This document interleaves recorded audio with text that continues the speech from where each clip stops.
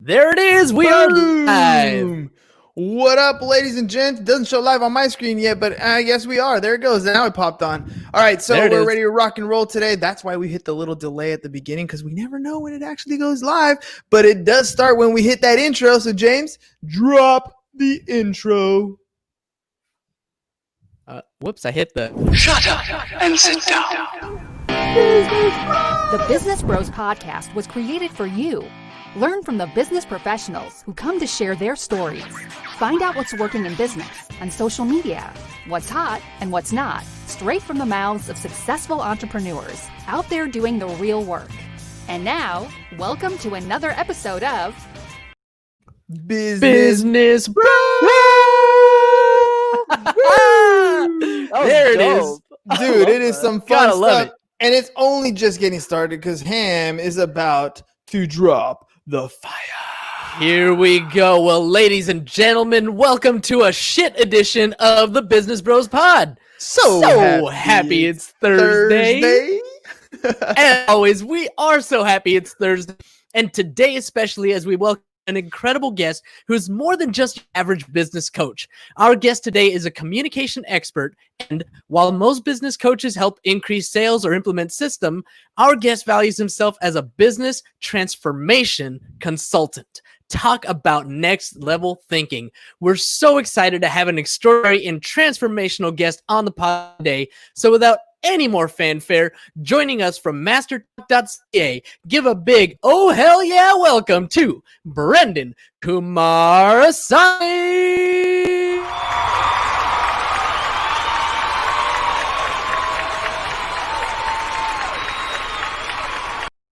Welcome to the program, Brenden. Welcome. Great to be on, you two. Thanks for having me.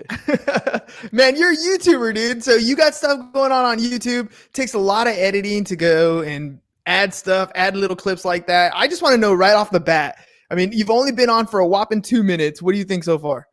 Yeah, I think this is awesome. I mean, the setup is great, and it's great to be on. Jeez, and we lost James, but it's okay. You know, at least Oh no, James usually. I'm hides here. in the I'm just, end. chilling, listening. It's fine. I'll let you guys do the talking. Yeah, that's how he rolls. That's how he rolls. So, Brenden, tell me about yourself, man. You got the stunning young look, and to be called a business coach or to be involved in anything that becomes business or financial, when you got that little kid face, it's a struggle. When I first started in the tax business, I had the same issue. People are like, I'm going to take advice from this guy. He looks like he's 17. Tell me a little bit about what you're going through and how in your experiences so far. No, for sure. I think that's why it's a good thing I'm not a business coach, or else, yeah, why would you take me seriously if I had started a business? No, I'm definitely with you on that one, Ernan. But so for me, when I was in university, I used to do a lot of case competitions. So think of it like professional sports, but for nerds. So instead Nice. of like, yeah, it's like crazy. Instead of like being on a professional soccer team or something, I did that with presentations. So think of it like I presented hundreds of times while other guys my age watch sports and eat chicken wings. I ate the same chicken wings, but I watched other people present. That was like my foot. I don't know. It's kind of weird. Well, anyways, when I started working at IBM in transformation consulting, I kind of asked myself, what can I do with my time and expertise beyond just my work? And that's when the idea for the YouTube channel MasterTalk came to me, because I wanted to share a lot of the communication and public speaking information with the world so they can learn from it. All right, I want to know what transformation means. Like, okay, so you're working for IBM. I mean, you graze over some stuff right here that can be, vitally important to your credibility here. So, working for IBM, transformation, like break it down. What does that even mean?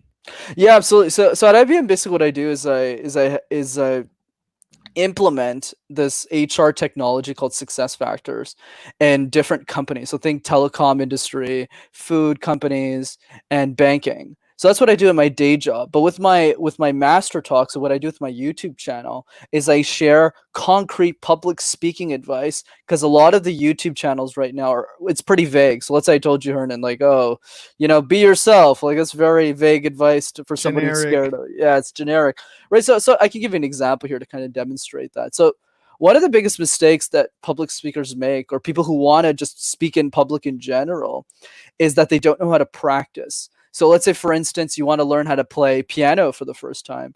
Sure, you can play 100 different songs and you can figure it out. Or You can do one song 100 times until you've mastered it, so you can show off to your friends that you know how to play piano. But we don't apply that analogy in presentations. Let's say it's Wednesday, your boss, your client comes up to you and says, Hernan, got a presentation for Friday, get it done. So you get it done, and then you take the presentation, you throw it in the garbage. Whereas the best speakers in the world present the same thing hundreds of times. It's a script.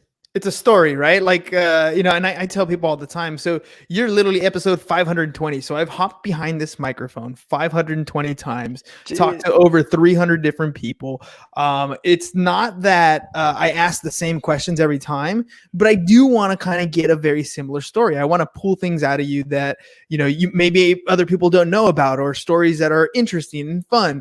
And so doing that on a regular basis over and over and over again, I did exactly what you said not to do. I just got out there and kind of figured it out as I went. And as I started going through, I started to look to people who are in this space, people like Larry King, or people like Oprah, or people like Joe Rogan, and kind of study what they're doing, looking at the show more than just an entertainment factor or more than just an education. It's what are they doing and how are they doing? How are they asking their questions? How are they phrasing it? How are they communicating with their guests? How are they bringing the entire show so that it looks like something people want to watch? No, that's very powerful, and I think you hit on a lot of great points there. And we're definitely on the same page here, right? At the beginning, what you want to do is you want to just repeat the same thing hundreds of times. Like when I started presenting on camera for the YouTube videos, I sucked. And that's coming from a guy who has presented the same amount of times that you've had guests on the show. So when I started on camera, it was a huge hit to the ego. Because I was just like, oh God, I'm in my basement, I'm alone in my mother's house, and there's nobody to talk to. So it wasn't very great. But was it because you don't like feed off the audience, or is it because this is the first time you sat back and you looked at yourself? Because I'd imagine that your speaking skills from being on stage had to be pretty good if you did it that many times. Like you had to have a presentation down that you understood. You maybe are not, when we first start memorizing a script, for example, it's very much, like you read the line verbatim and you kind of have that scripty voice. But as you do it more and more, you start to feel the energy. You give the words a little bit of, a different pronunciation. You give them a little bit better flow. It comes out of you. So what was the difference between stepping off the stage and doing it behind a camera? Yeah, no, that's a great question. And you definitely hit on a lot of right points there. So one was definitely energy from the audience. So let's say you're speaking in front of 20 or even 50 people. You're held accountable to delivering a result to those people because you see them right in front of you. You're like, man, I got to do really well. I got to put my tie on straight, make sure my dress is well, everything is good. But when you're on camera and it's dark and you're alone and there's nobody to talk to or to hear, it seems like you're presenting to nobody. So what's the point? Especially at the beginning. Right now that you're at the 500th episode, somebody's watching, somebody's learning from you. So you're like, I'm going to bring in my full energy, my full self. But it's definitely not like that when it's episode 1. Oh, heck no. I tell people all the time, it's okay if you're not good at the beginning. Most of us aren't. When we first start, it's not a natural Including thing. me. We grow, we get better with practice.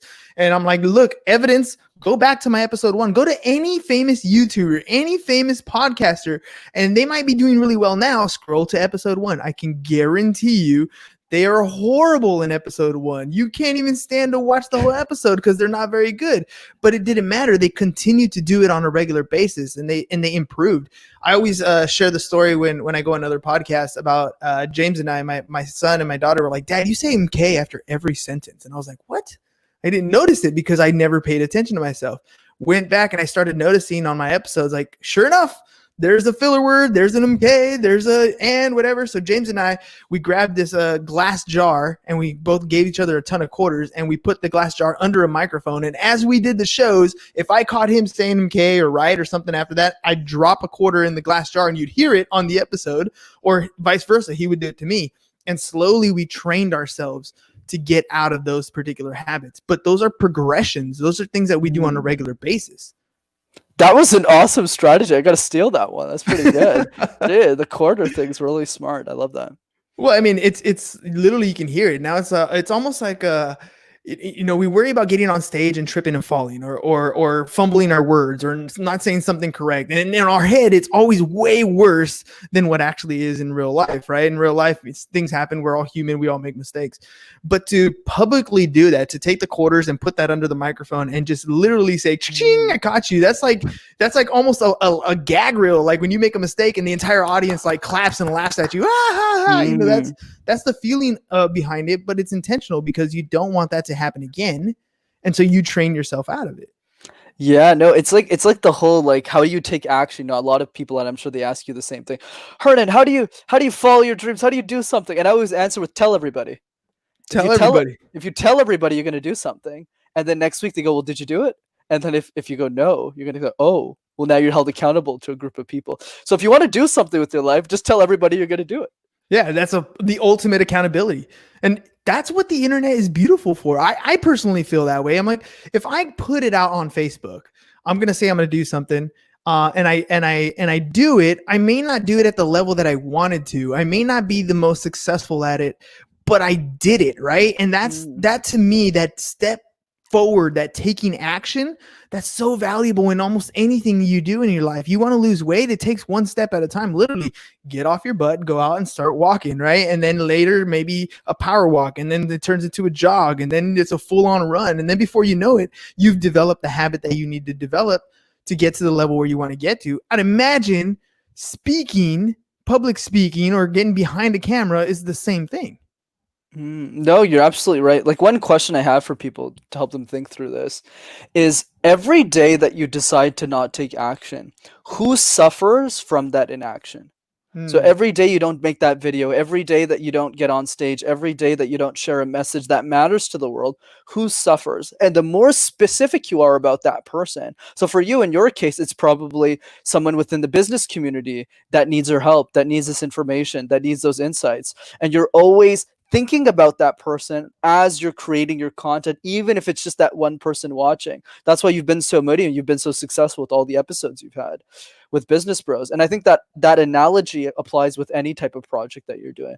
So if you're someone who's not sure, who doesn't want to take action, who isn't motivated, think about that one person that you're trying to help. And if you really are specific about that person, you'll always want to serve them in the highest possible way. So you're talking about having that avatar, that ideal customer, that ideal listener, that ideal viewer, whatever it is.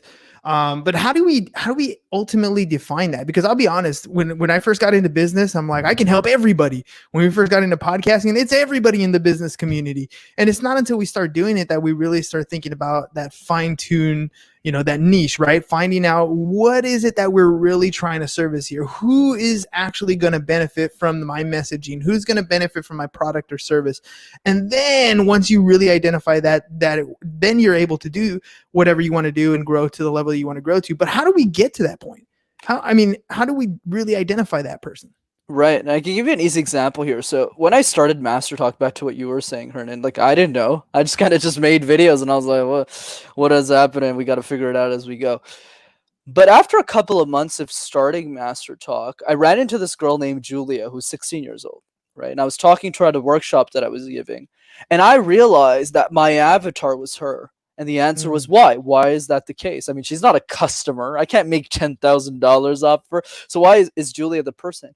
Julia became the person because she's someone who's really talented.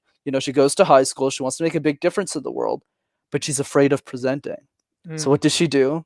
She wants to raise a bit of money for her favorite charity. So she goes on YouTube and she types public speaking tips. And what does she find? She finds a bunch of old dudes who don't know anything about public speaking. So when she looks at those people, she says, public speaking is not for me. I'm going to close the window and never touch this ever again. And that belief system that she'll never master public speaking will stay throughout her whole life unless I do something about it. Well, we ourselves are putting those limiting beliefs on ourselves. You're helping break that limiting belief, right? So, the fact that she says, I'm not a public speaker, you're literally, everything you say after I am is who you are. You're literally telling your brain, this is what you do. Oh, I don't work out. Well, of course you don't. You just told yourself you didn't, so you're not going to put it in your mind that you possibly can make a change, and so there's no potential. You literally told your mind this is who you are. I don't remember names very well. Well, of course you don't. You told yourself that you don't remember a name. So when I meet Brenden for the first time, and then he goes away for an hour, I forgot his name because I told myself that it's not important to remember. We tell ourselves these things all the time, and subconsciously we don't understand the ramifications of what we say to ourselves. And if we want to break that habit, it really comes down to you being able to tell yourself that you can, right? I can do this. I may not have done it yet, right? Like there's a different ways to approach it. And then I like to always find somebody like yourself, like some mentor, somebody who's already doing what I want to do, and then start to emulate those practices. What do they do on a regular basis? How are they training their voice? Like I wouldn't even know to this day, other than getting up and doing this behind the mic, how do I even prepare myself? What's a good way to prepare a script? How do I practice that script? Absolutely. So let's do an easy example here. So Hernan, why don't you just give me a random word? That's not a good random word. Yeah, insurance. Insurance. Shout out to Pipeline. I love that. So what I need to do now is I need to make an introduction out of thin air from that word. So let's do it. You want me to do it? No, I'm going to do it. Don't worry. Okay. I have to set the example. Don't worry. There are many different services in our lives that we know that we need and that we think that we need. We know that we need that new phone. We know that we might need that new camera. We definitely know that we need to get those flowers for our loved ones. But when it comes to insurance, we don't always know that we need it until the worst happens. Insurance isn't just a service. It's a way of protecting the future. It's a way of protecting the things that matter most so that you can stay on track. So get the insurance that works for you. That's why in today's presentation, I'm going to be talking about the benefits of insurance and how you can protect yourself from the unprotectable. So there's just an example of just dry James, you're fired, dude. You're fired. I know. We're just gonna bring Brenden on. He's gonna be the new insurance bro, and is that a new show we're spinning off here? Yeah, exactly. It's actually part of the carrier experience here. That's the show that we're doing on the insurance side. Well, you know what though? I mean, that was what you did right there, right? What you did is very important. Can you help me break that down? What did you just do? Because I'll tell you what you did, and then you tell me how you did it. What you did was tell me, this is things I already know. This is something I don't know. And I should really pay attention right now because this is something I want to know about. Absolutely. That was impressive. Thank you. I really appreciate that. But anyways, the point of this, so this exercise is called the random word exercise. So essentially what you do is you have a partner or you do it on your own. And you just pick 5 words randomly. You can point some objects in your house, and you just create introductions out of thin air. 5 words, 5 minutes a day. So what this does is it creates and it enables you to live in the discomfort for a bit, for a short period of time every day. And over time, once you've done the exercise hundreds of times, or even 1,000+ times like I have in the 5 years I've done this, when you go to easier speeches, for example, a speech that you're an expert in, a speech that you know your subject, a speech that you've been researching for a long time, it's much more easy to do that than to talk about spaghetti as a random word, right? Mm-hmm. So there's 3 things that I do in that exercise to make it effective. The first one is that I keep my eye contact with the lens. So even if I have no clue what I'm going to say next, because you're the one who picked the word, I have to still keep my eyes on the audience to make them perceive as if I know what I'm going to say next. Number 2, I can't look scared. Because if I look scared and worried, oh no, Hernan just gave me insurance, I got to figure this out. Well, then what's going to happen is your audience will know. Third thing is pauses. Notice how I'm using pauses, not just for effect, but also to figure out what the heck I'm going to say in the next 5 seconds.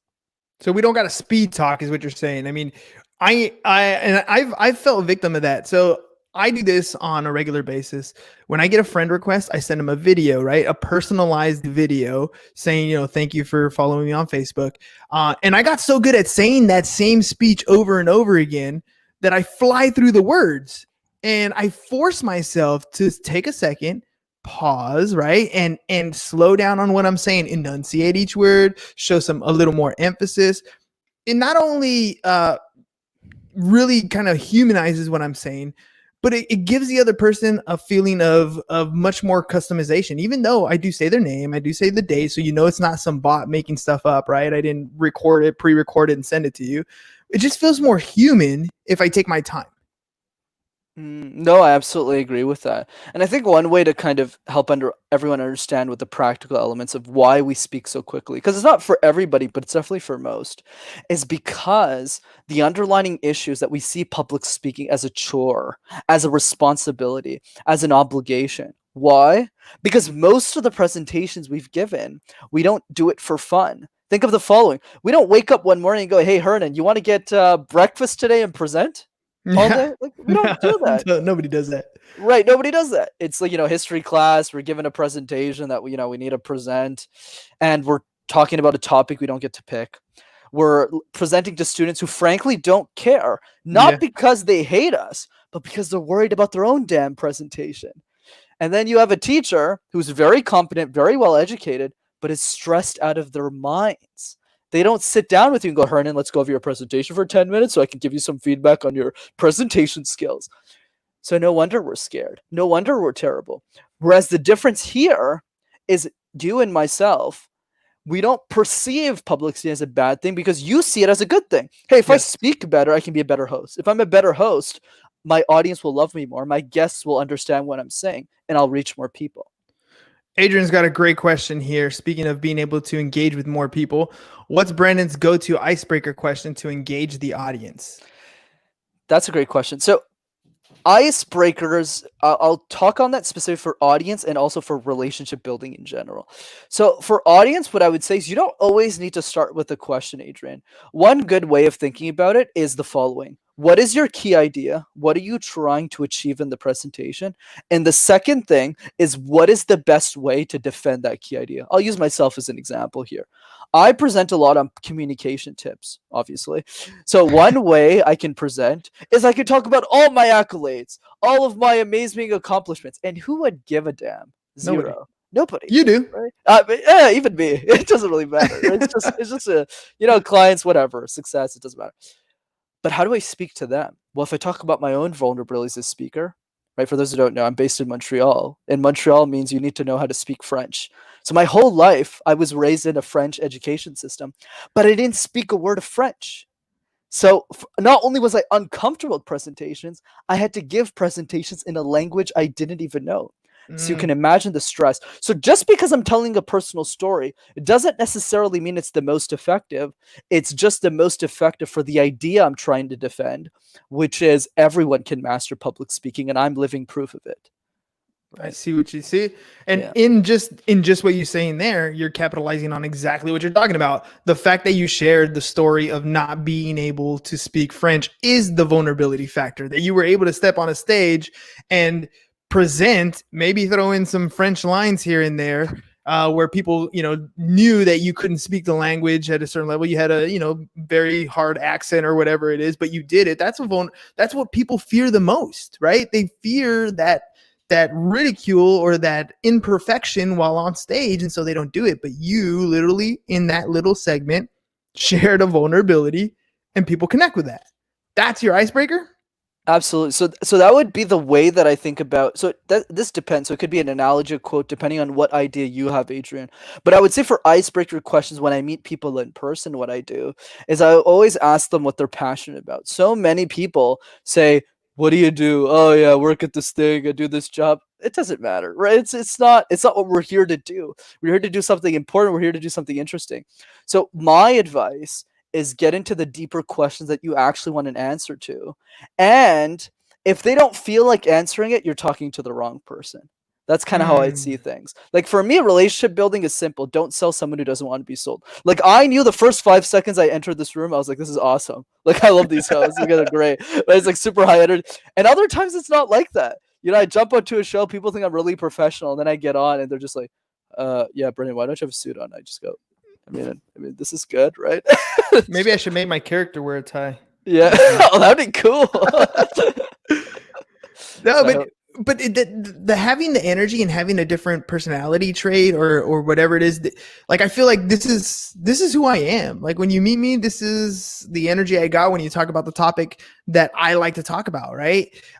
But this is not who I am if you sit down and start talking to me about, balancing chemical equations. I'm going to be very quiet. I'm not going to have an opinion very much at all because it's nothing that I know about, right? So but I'm comfortable with being able to say, well, I don't know that, but I guess I'll listen and kind of pay attention, right? And figure out what, maybe learn something new. I'm comfortable with that person not knowing and understanding that in that scenario, I don't know. But when I'm presented with an opportunity to be somewhere where I do know, where my opinion might have some value in the conversation, I light up. Right. And at that point, it doesn't matter whether I'm behind the camera, whether I'm behind the microphone, whether I'm on stage, whether I'm just speaking one-on-one, you're going to see me light up. And I think, correct me if I'm wrong, what you're saying is you're looking to light somebody up, right? Their energy by talking about whatever it is that they're passionate about. That's your icebreaker. You're absolutely correct. And just to make this very concrete for people, especially when this difficult situation we're in is over and we're back outside and events are back on, is the following. If you like collecting pens for some random reason, you're a pen collector, chances are everyone around you doesn't. Oh, okay. There you go. Were you ever go to a trade show? Like, I love walking around and collecting all the pens, dude. I don't know why, dude. That's what I do. I meant okay, cool. I have to change the example. But you know what I mean? I meant like fancy pens. You're like a fancy pen collector. Okay. Like calligraphy that's cool. Yeah, that's cool too, though. I love that. Chances are, though, a lot of your friends in the city that you're used to don't understand. They're just like, Hernan, why are you into this kind of stuff? So my advice to you is instead of just leaving your, going to this weird bar from 5 to 7 and meeting new strangers, I would encourage you to spend a couple of $100, fly out to the biggest calligraphy conference in the world for 3 days, and you will meet your tribe, more people, friendships than you would have in the last 3 to 5 years of your life.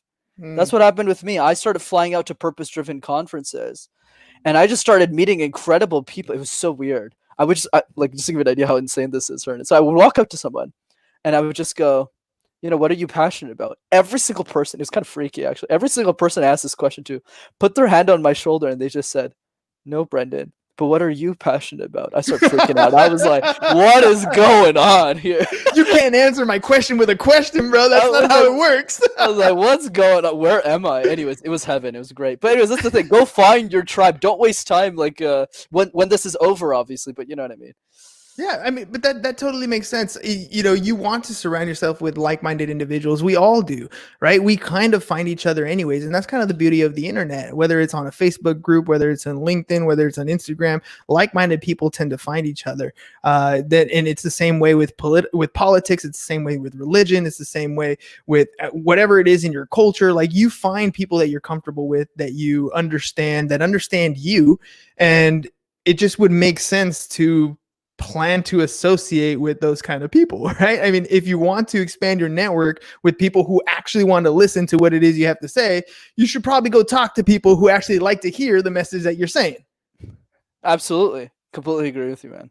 Dude, I'm having fun with you, but you know what? We're at 28 minutes and I still didn't drop James in here. So we got to take a quick little break. Otherwise, the insurance bro is going to be like, what's going on, man?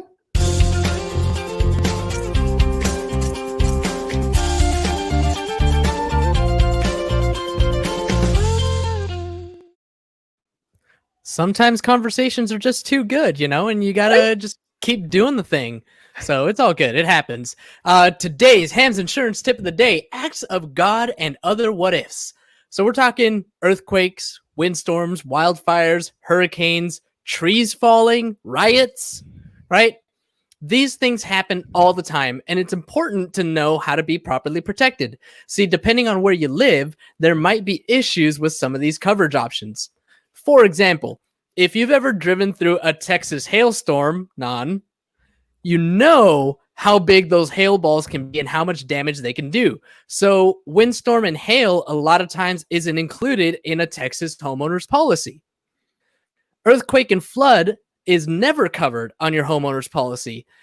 Aside from the physical damage, that's why Hurricane Katrina was so devastating all those years ago. Most people didn't have a flood policy. And here in California, most people don't carry earthquake. So you want to make sure to add these policies to include this coverage and make sure you're protected. Some acts of God will be covered, like a tree falling on your home or riots and civil unrest, as we've seen lately. But if you live in a high brush area, wildfire may be excluded from your standard policy and written separately, which means that you'll have to maintain 2 separate policies. So understand where you are with all of these acts of God. And as always, we're here to answer your questions. If you have any questions or need any advice, give Pipeline Insurance a call at 877-928-9994 and follow me on Twitter at InsuranceBroham.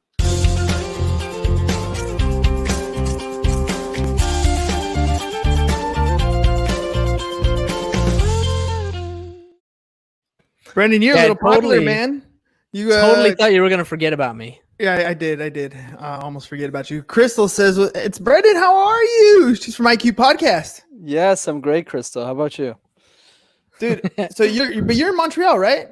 You got it. How'd you get to know IQ Podcast? Oh, they asked me to be on their show a couple of months ago. Nice. So yeah, Brenden gets around. We make things happen, guys. We make it happen. Yeah. All right, Brenden. Let's have a little fun, man. I gotten to know you for the past half hour. We only got really a little bit of time, so we're gonna do 2 truths and a lie. You ready? Let's do it.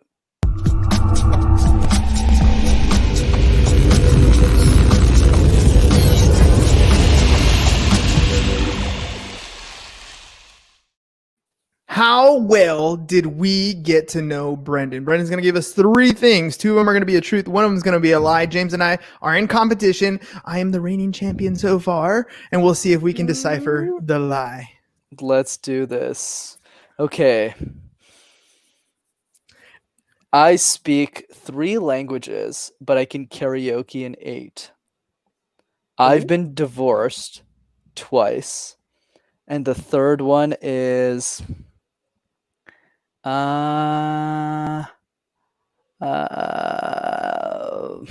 crap.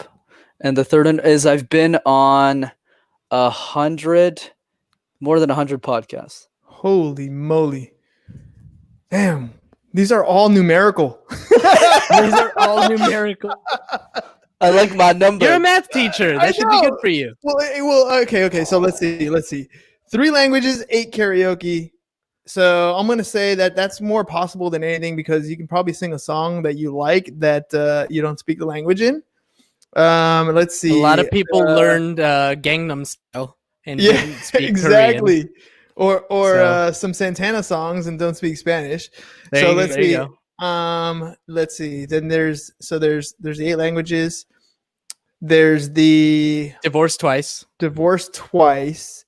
Now, you're a public speaker, so the fact that you can come up and say some stuff and not really think about the consequences, I've been in that situation before. Ain't divorced, but I can see how that could happen. 100 podcasts? Dude, I did almost 30 in June, so definitely possible. Let's see. I'm going to go with karaoke as defaults. I'm going to go with divorced twice. It's definitely divorced twice. Guys, I'm 24. What the hell, man? You never know, man. You never know. I don't know. I was in the Navy. Vegas. I was in the Navy. We definitely had people married and divorced with kids by 24. Wow. It's a different place in the States. Jesus. Hey, man. Yeah, man. It happens. It takes one night, man. One night. I hope you're insured. Exactly. All right, Brenden. Dude, honestly, man, I had a blast getting to know you. You've given us some great tips. Just the fact that, the play on words, using those 5 different words, the little 5-minute practice to kind of get better at introducing different things. That was super powerful for me. So I want to, thank you for coming on the show and sharing that. And ladies and gents, check out more of his stuff. I mean, follow him on Instagram or check out his YouTube channel, Master Your Talk, and youtube.com/MasterTalk.